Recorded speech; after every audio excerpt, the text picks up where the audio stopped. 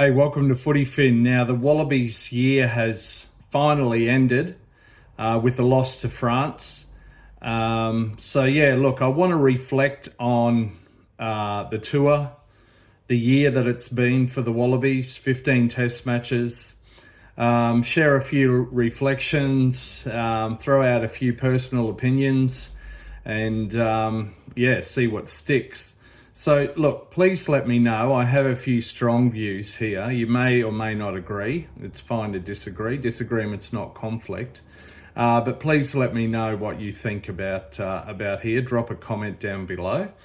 And please like and subscribe. I'd love that. So as a Wallaby, here we go. 2025, the Wallabies year. As a Wallabies supporter, how am I feeling at the end of 2025? Well, I'm not sure, but one big emotion is relief.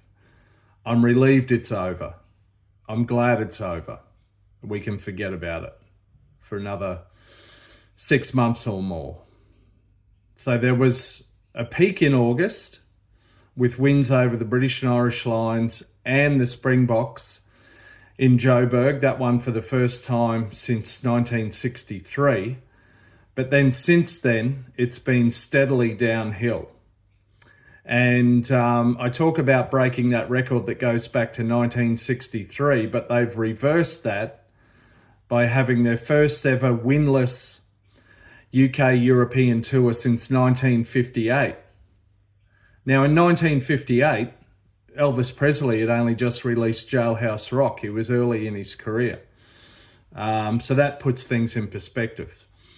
15 games in 22 weekends, 5 wins from 15, including wins over Fiji and Japan, a 33% win rate. So look, it's not good.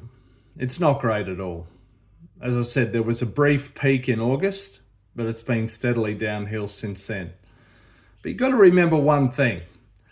The Wallabies are just a shop front. They're the tip of the spear. The Wallabies are the shop front for Rugby Australia. Now, when the back office of the shop is not functioning well, when deliveries aren't working, the fridge isn't working properly, or the freezer, the goods are affected, right? It's not rocket science.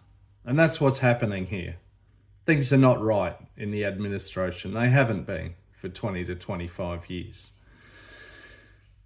Scheduling has been an issue, probably too many tests, but more critically, not enough tests before the British and Irish Lions critical series, only one test, but then too many tests at the back end of the year, post the Rugby Championship. So Rugby Australia tacked on an extra 2 tests outside the International World Rugby Test window to try to raise money.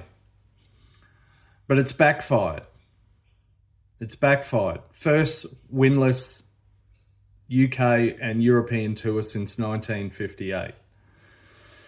Now, all of the Rugby Australia apologists and proponents are trying to put a positive spin on things. Oh yeah, but the effort was there. Well, the boys were very close this week. You can't polish a turd.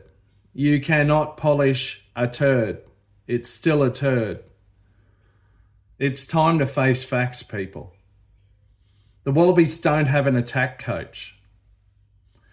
Mid-year, they replaced experienced coaches like Jeff Parling with inexperienced coaches. But I'll repeat again, they do not have an attack coach.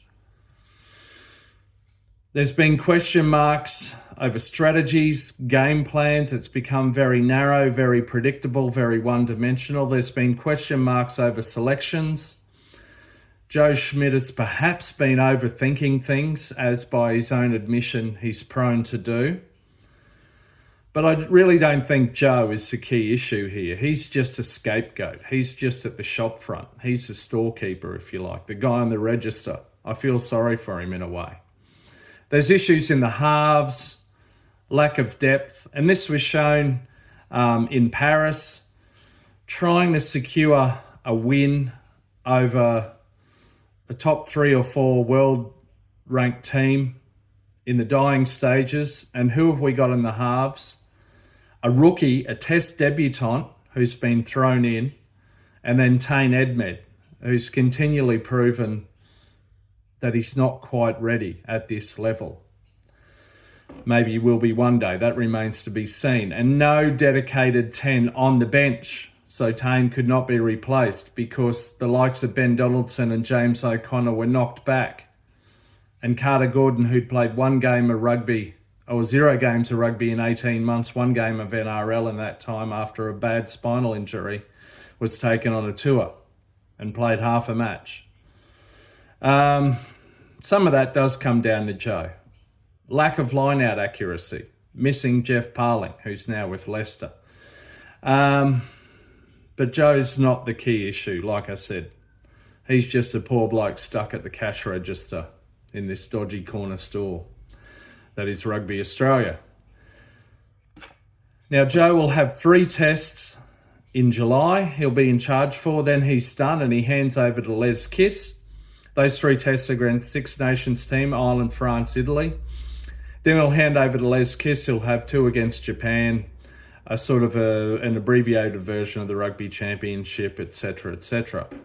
Now, Les Kiss seems to be a very nice fellow and a very good coach, at least at provincial level. He's coached with Joe Schmidt in Ireland, but Les has never been an international head coach. So this is the man who'll take over the reins from Joe Schmidt after just 3 more Wallabies tests. Look, it doesn't really bode well, in my view. As I said, you can't polish a turd. But all the very best to Joe Schmidt and to Les Kiss. Let's hope we can get an attack coach and some more experienced assistants. Look, there are broader issues across world rugby. There's highly questionable officiating decisions in recent weeks, many of them going against the Springboks and in favour of Six Nations teams. There's all kinds of other issues. I'll go into that another time. But yeah, at the end of the day, relief that this is over. But how do I feel as a Wallabies supporter and an Australian who follows the game of rugby? How do I feel at the end of 2025? Apart from relief, I don't really know how I feel. But I can tell you how I do not feel, and I do not feel enthusiastic. I do not feel any enthusiasm for the Wallabies, for Rugby Australia at this present time. Relieved it's over. Let's forget about the Wallabies for the next 7 months. Then they'll regroup mid-year to take on Ireland starting on the 4th of July. Relief, not enthusiasm. That is all that's clear to me at this time. Please let me know what you think, whether you agree or not. I'm going to go find a rolling maul to stick my head into. Please like and subscribe if you haven't already, and hopefully see you again soon. See ya.